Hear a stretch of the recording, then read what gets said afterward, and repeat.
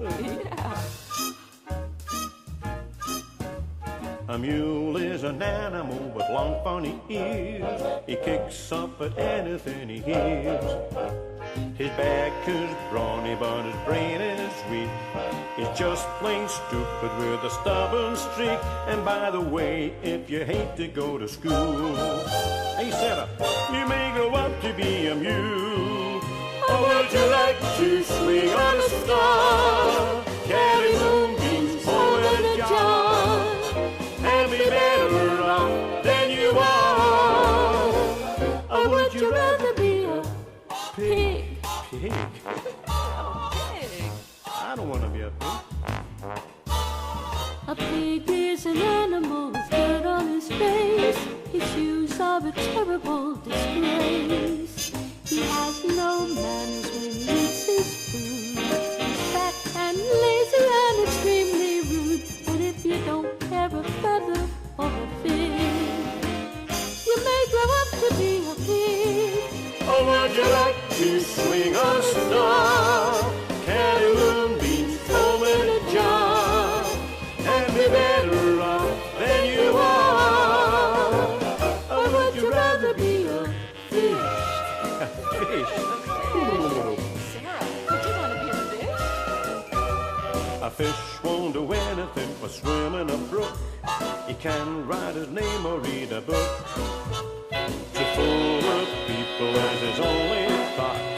And though he's slippery, he still gets caught. But then if that's the sort of life that you wish, hey, you may grow up to be a fish. And all the monkeys are in the zoo. Every day you see quite a few. So you see, it's all up to you. You could be better than you are. You could be swinging on a star.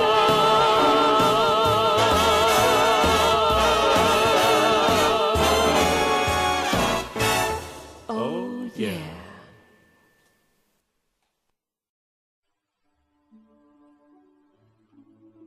Hello to Steve, Natalie, Jacob, and especially to little Sarah.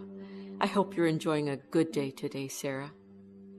To the rest of you who are kind enough to watch Sarah's song, I would like to tell you Sarah's story. Let me begin by telling you that Sarah is the 6-year-old daughter of Steve Vachon, a wonderful guitarist and Vangelism member. In late June of this year, Steve uploaded a video, and Sarah's story began to unfold. It began back in March of 2011 when Sarah began to complain of stomach aches. Her doctor diagnosed it as indigestion, but after 2 months of stomach aches and increased growth in her nodes, Sarah's doctor decided that more extensive tests were in order, and toward the end of May 2011, tests such as chest X-ray and abdominal echography confirmed the diagnosis of acute lymphoblastic leukemia. And on Monday, 30th of May 2011, Sarah was transported by ambulance to Chul, the University Hospital of the University Laval. After diagnosis in 2011, Sarah's initial treatment was so intensive that she could not leave the hospital. During this time, what she missed most were her 9-year-old brother Jacob, who had always been there to love her and soothe her, and her dog Silver, a delightful playmate whom she loves dearly. In addition to radiation, Sarah has gone through several types of chemotherapy and receives that treatment on a daily basis.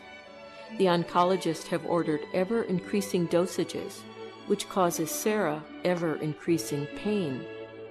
Although necessary to save Sarah's life, the effects of the higher doses have caused much anguish for her father Steve, her mother Natalie, and her big brother Jacob, who all experienced great difficulty seeing her in pain. In the endeavor to save Sarah's life, these intense chemotherapy treatments will continue through July 2013. Jacob was also recently diagnosed with Asperger's syndrome, and Sarah's mother, Natalie, also had a rare form of cancer diagnosed when she was just 13 years old. This type of cancer attacks the glands and soft muscles of the body. At the time, it was the 24th case discovered in the world, and at the time of the mother, Natalie's, diagnosis, doctors refused to offer her much treatment, saying she was going to die anyway. But her parents refused to give up and convinced doctors and specialists to finally begin cancer treatments. The summer of 2011 was planned as a time for her to rest before completing her teaching degree in 2012. During the first month of treatment for Sarah, Steve and Natalie stayed at the hospital with Sarah, and Jacob went to stay with his grandparents. At the end of the month, Steve returned home alone. At the time of Sarah's diagnosis, he was in the middle of renovating an older home for his family, and he had to rush to complete extensive renovations in preparation for Sarah's return home. With his father's help, he was able to do so, and Sarah arrived from the hospital to a home lovingly prepared for her. Steve told me, "Sarah is an example of courage for our entire family. She resigned in peace during her treatment and has not 1 ounce of aggressiveness when she suffers, and she just asks for comfort and relief she needs." There is much emotional and financial distress resting on the shoulders of Steve and his family. Steve accompanies Sarah for her treatments and has been off work due to depression. In the description of this video, you will find a link to PayPal, which will allow you to make a small donation to Sarah and her family to help relieve a little of the financial stress. You do not have to be a PayPal member to use this link, as you will be able to simply use a credit or debit card. Make sure when you go to this site it says Sarah's Song. 100% of money donated through this link will go to little Sarah and her family.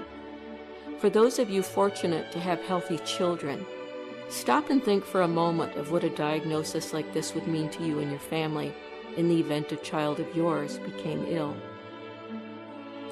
Most of us are familiar with the song sang by Whitney Houston that begins, "I believe the children are the future. Teach them well and let them lead the way." Sarah is one of those children, and also her brother Jacob. When I look at her photos, I see a small face with eyes shining and a bright smile, full of hope for her future. I hope you see the same things I see, and that you will be motivated to contribute just a little bit to Sarah's hope.